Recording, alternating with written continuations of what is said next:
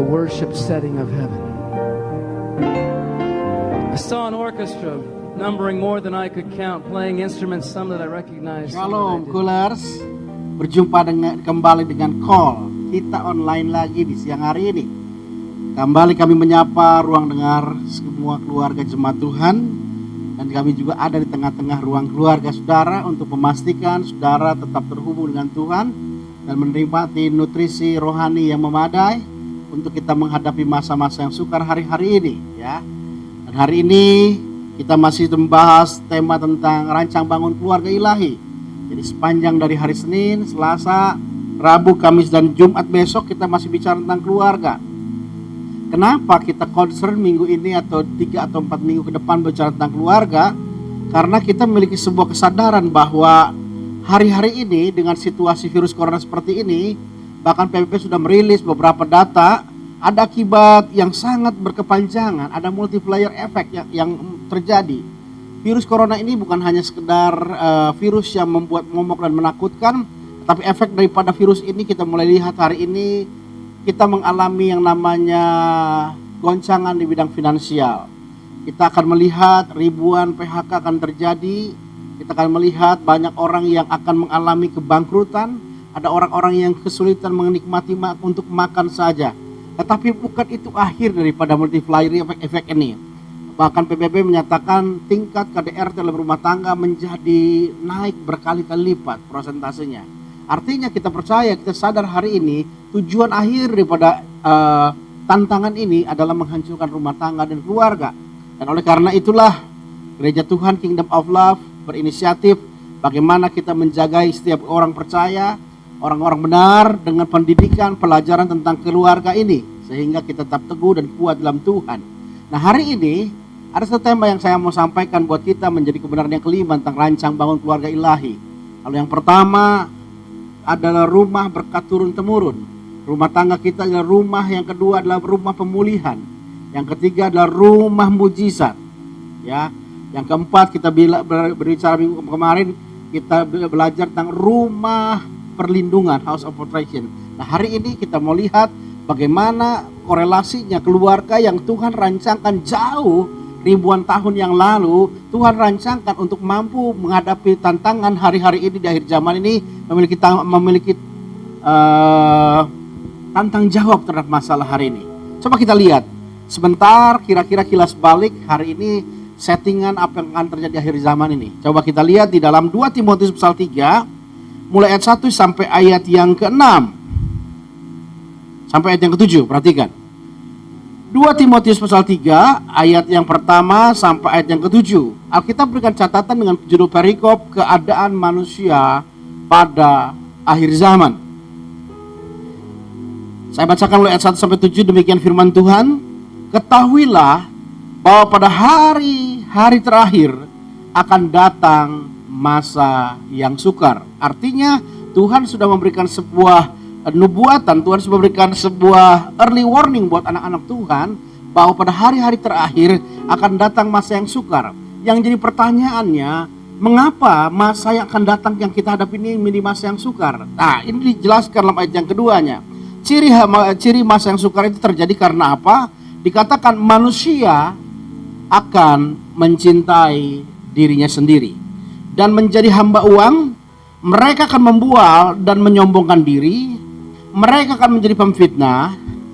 Mereka akan berontak terhadap orang tua dan tidak tahu berterima kasih, tidak mempedulikan agama, tidak tahu mengasihi, tidak mau berdamai, suka menjelekkan orang dan tidak dapat mengekang diri. Garang dan tidak suka yang baik, ayat 4-nya. Suka mengkhianat, tidak berpikir panjang, berlaga tahu, lebih menuruti hawa nafsu daripada menuruti Allah.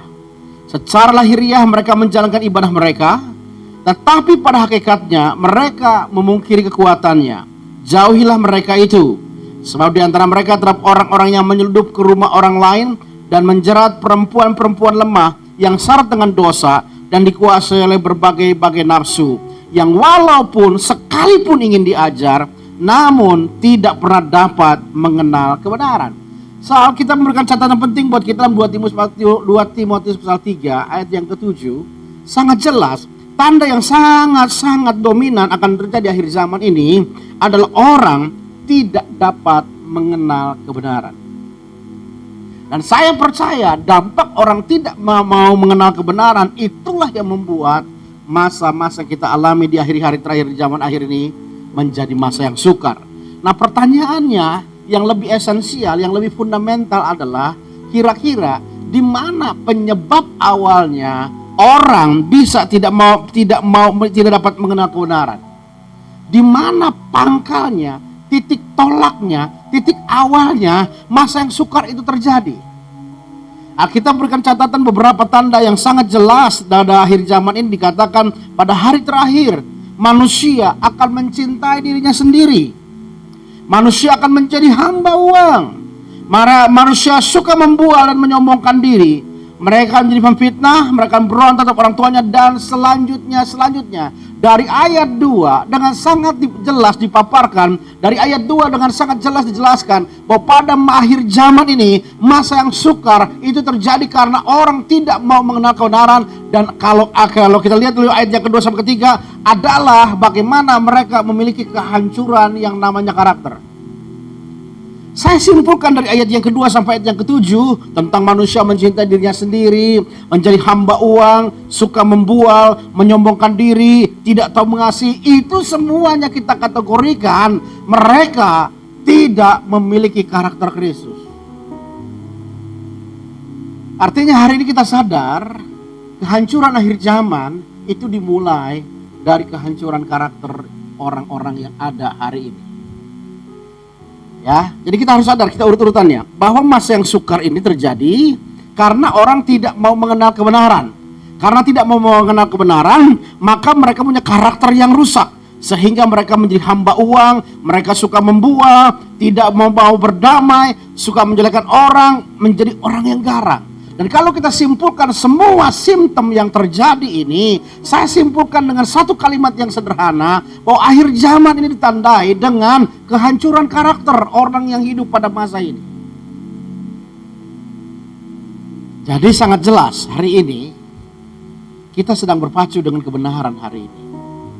Karena masa yang sukar muncul karena orang tidak memiliki karakter yang baik lagi. Nah, yang menjadi pertanyaan yang lebih lanjutnya lagi adalah, kalau kita sadar kehancuran dunia ini akibat orang tidak mau mengenal kebenaran, sehingga tidak mau mengenal kebenaran maka memunculkan karakter yang rusak. Pertanyaan yang menarik adalah, kira-kira di mana penyebab awal daripada kehancuran karakter?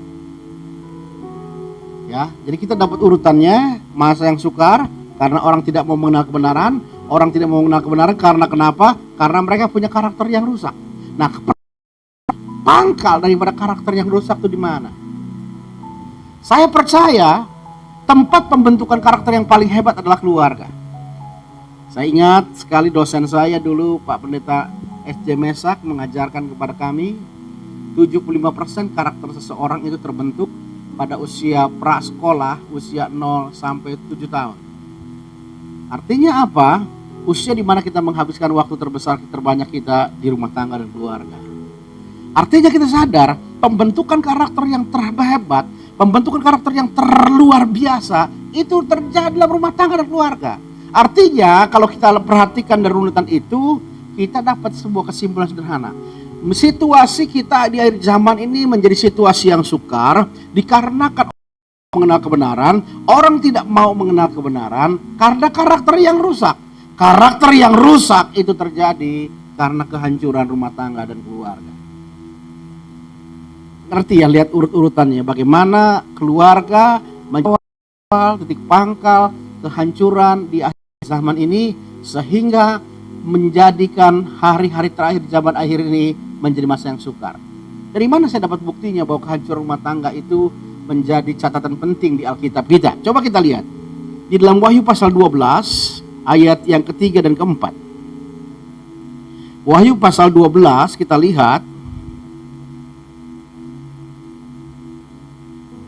ayat yang ketiga dan keempat. Bicara kitab Wahyu itu bicara tentang catatan penting yang didapatkan oleh Yohanes ketika dibuang ke Pulau Patmos mengenai keadaan dan situasi tentang akhir zaman ini. Lihat ayat 3 dan 4-nya. Ayat 3 dan 4 berkata demikian, Yohanes dapat penglihatan, maka tampaklah suatu tanda yang lain di langit, dan lihatlah seekor naga merah padam yang besar, berkepala 7 dan bertanduk 10, dan di atas kepalanya ada 7 mahkota. Alkitab berkata dalam ayat yang keempat, dan ekornya menyeret sepertiga dari bintang-bintang di langit dan melemparkannya ke atas bumi. Yohanes dapat sebuah penglihatan yang sangat mengagumkan tentang keadaan yang akan terjadi akhir zaman ini, yaitu dia melihat seekor naga yang merah besar berkepala 7 dan bertanduk 10. Orang Kristen memiliki asumsi bahwa naga simbolisasi atau personifikasi daripada setan. Ketika dia lihat naga yang merah yang besar berkepala 7 dan bertanduk 10, di langit juga, di langit yang sama, Yohanes melihat bintang-bintang yang bersinar. Yang menariknya adalah hubungan bintang dengan naga ini. Hubungannya di mana? Sepertiga bintang-bintang itu jatuh, dilemparkan ke bumi. Bicara sepertiga kejatuhan bintang, banyak hamba Tuhan menafsirkan itu adalah Lucifer dengan pengikutnya. Tetapi saya tidak setuju, karena kejatuhan Lucifer, kejatuhan iblis pada peristiwa sebelum dijadikan. Dan padahal kitab Wahyu bicara tentang akhir zaman. Berarti bukan iblis, bukan malaikat yang jatuh. Kira-kira siapa Pak bintang itu? Kalau naga yang merah besar berkepala 7 dan bertanduk 10, kita semua setuju ini personifikasi daripada iblis. Nah, sedangkan untuk bintang ini personifikasi dari siapa? Saya lebih setuju dengan beberapa penafsiran yang mengatakan bahwa bintang itu adalah lambang, simbol daripada orang benar. Orang percaya, anak-anak Tuhan, bahkan hamba-hamba Tuhan. Artinya apa?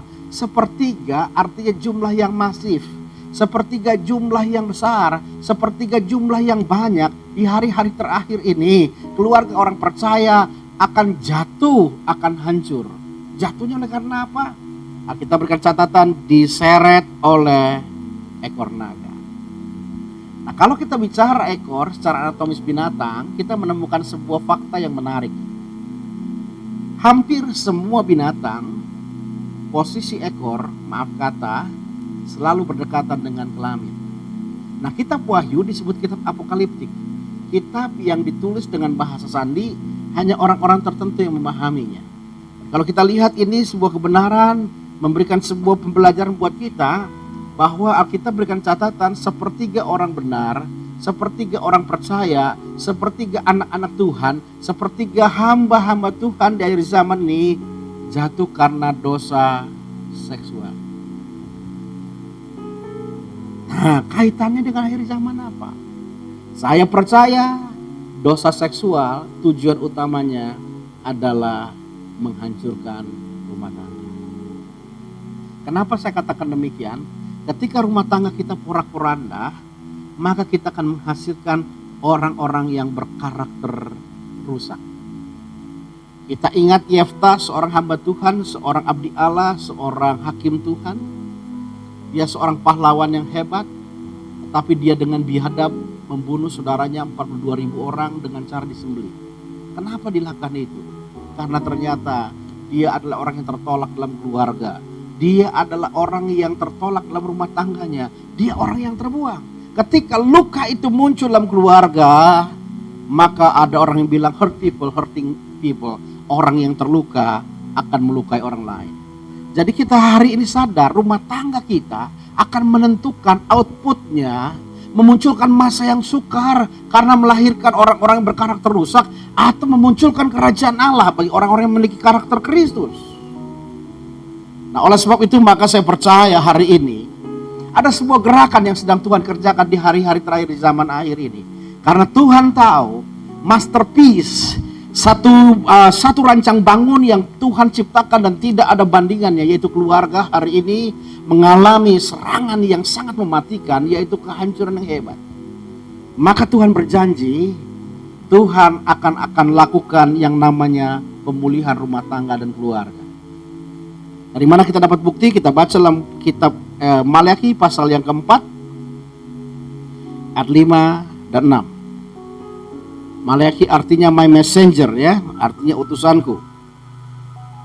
Kita baca dulu dari mulai ayat 1-nya supaya kita mengerti, sehingga nanti ayat 5 dan 6-nya menjadi titik poin kita, titik tekan kita. Perhatikan, judulnya sama tentang hari Tuhan. Bicara hari Tuhan itu juga bicara tentang hari-hari terakhir di zaman akhir ini. Nah, Alkitab kita dalam kitab Perjanjian Lama Maliaki pasal 4 bilang begini mulai ayat 1. Mulai ayat 1. Bahwa sesungguhnya hari itu datang, menyala seperti perapian, maka semua orang gegabah dan setiap orang yang berbuat fasik menjadi seperti jerami dan akan terbakar oleh hari yang datang itu. Firman Tuhan semesta alam, sampai tidak ditinggalkannya akar dan cabang mereka. Artinya penghakiman dan penghukuman yang hebat.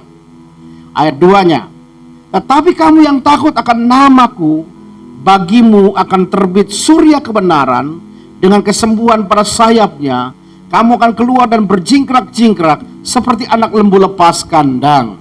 Kamu akan menginjak-injak orang fasik, sebab orang akan menjadi abu di bawah telapak kakimu pada hari yang kusiapkan itu. Firman Tuhan semesta alam.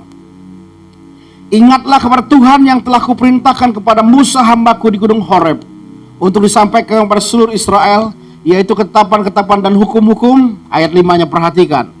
Tuhan sudah menggariskan ada ketetapan dan hukum yang akan terjadi di akhir zaman ini. Ayat 5-nya bilang begini, sesungguhnya aku akan mengutus Nabi Elia kepadamu menjelang datangnya hari Tuhan yang besar dan dahsyat itu. Artinya Tuhan akan membangkitkan sebuah pelayanan dengan otoritas seperti Nabi Elia, ya, yang seperti itulah yang akan Tuhan bangkitkan di akhir zaman.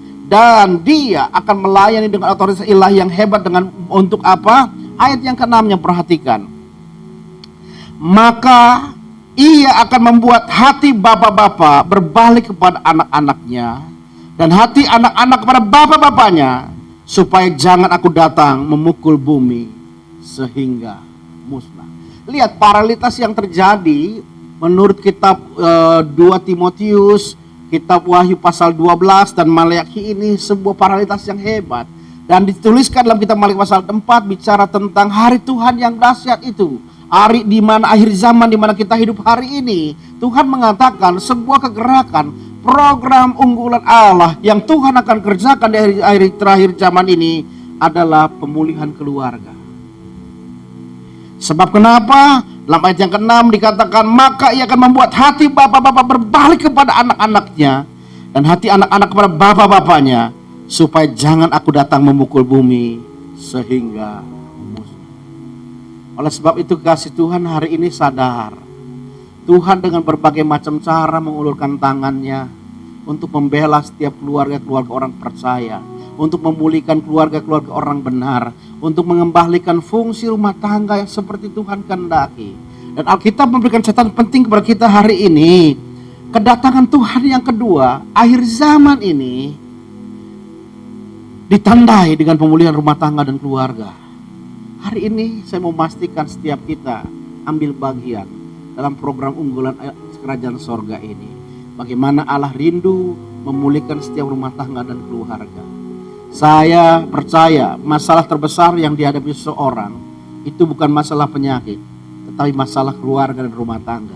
Oleh sebab itu bangkit hari ini, berjalan bersama dengan Tuhan, berjuang bersama dengan Tuhan, agar rumah tanggamu dikembalikan oleh Tuhan, agar keluargamu dipulihkan oleh Tuhan, agar rumah tanggamu mengalami restorasi.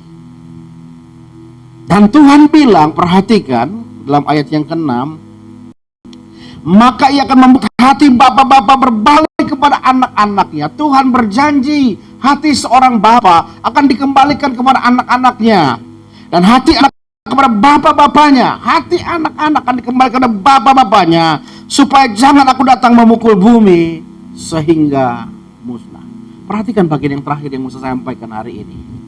Tuhan berjanji kalau hati bapak-bapak berbalik kepada anak-anaknya, Tuhan berjanji kalau hati anak-anak berbalik kepada bapak-bapaknya, maka dia tidak akan datang memukul bumi sehingga musnah. Saudara nangkep apa yang saya maksudkan? Perhatikan, saya ulang lagi.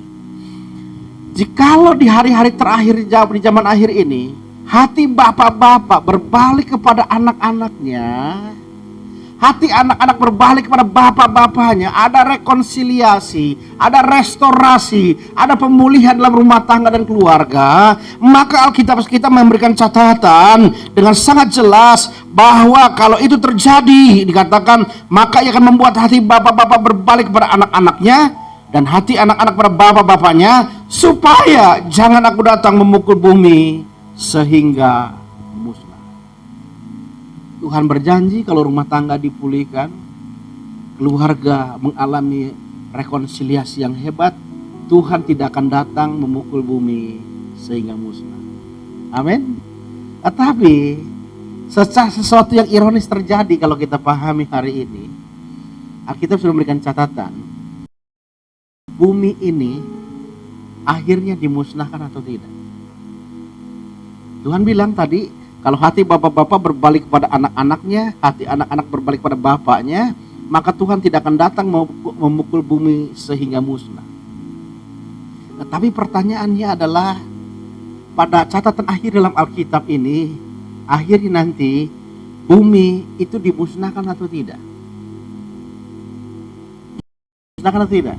Dan saya sadar bumi ini akan dimusnahkan, sebab Tuhan akan membuat langit baru, bumi baru. Artinya dalam tanda petik, karya Tuhan yang hebat ini memulihkan rumah tangga dan keluarga tidak, tanda petik, tidak berhasil memulihkan sebanyak-banyaknya rumah tangga dan keluarga. Kenapa? Karena pada akhirnya kita mendapatkan sebuah bukti yang sangat jelas, bumi ini akhirnya dimusnahkan. Artinya tidak banyak keluarga-keluarga yang dipulihkan. Artinya tidak banyak rumah tangga yang mengalami rekonsiliasi. Sebab Tuhan berjanji, kalau rumah tangga mereka dipulihkan, kalau rumah tangga mereka mengalami rekonsiliasi, maka Tuhan tidak akan datang memukul bumi sehingga musnah. Tetapi pada faktanya kita jumpai, bumi akan dimusnahkan oleh Tuhan. Dan Tuhan membuat langit baru, bumi baru. Artinya begitu banyak orang-orang yang mengalami murka Allah di akhir zaman ini karena mereka tidak bangun rumah tangga dan keluarga mereka dengan baik.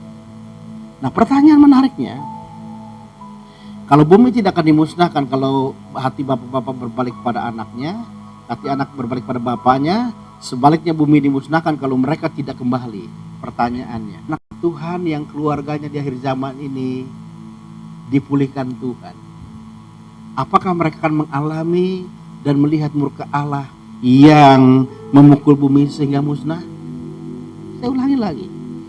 Kalau rumah tangga kalian, rumah tangga kita, rumah tangga Colors di Indonesia ini dipulihkan Tuhan, apakah kita akan melihat bumi ini akan dimusnahkan oleh karena murka Allah? Artinya saya mau katakan demikian sederhana. Kalau rumah tangga kita dipulihkan, rumah tangga kita mengalami rekonsiliasi, maka kita tidak akan melihat kemurkaan Allah yang menyala-nyala. Artinya mungkin kalau kita orang Pentakosta percaya dengan namanya rapture ya, kita akan mengalami rapture bersama dengan Tuhan. Salah satu prasyaratnya adalah rumah tangga kita dipulihkan. Sebab dari rumah tangga yang dipulihkan pasti akan melahirkan karakter Kristus dalam kehidupan kita. Nah, oleh sebab itu saudara yang terkasih, hubungan keluarga yang Tuhan desain dari awal, dari semenjak Allah menciptakan di dalam kekekalan rumah tangga itu, salah satunya bagaimana rumah tangga kita menjadi tempat perlindungan di mana kita tidak akan mengalami murka Allah yang menyala-nyala. Oleh sebab itu, berjuanglah bersama dengan saya, dengan segenap Colors, dengan semua segenap jemaat Tuhan dimanapun kita berada, untuk siap menjadi keluarga-keluarga yang dipulihkan. Amin buat Tuhan. Ya.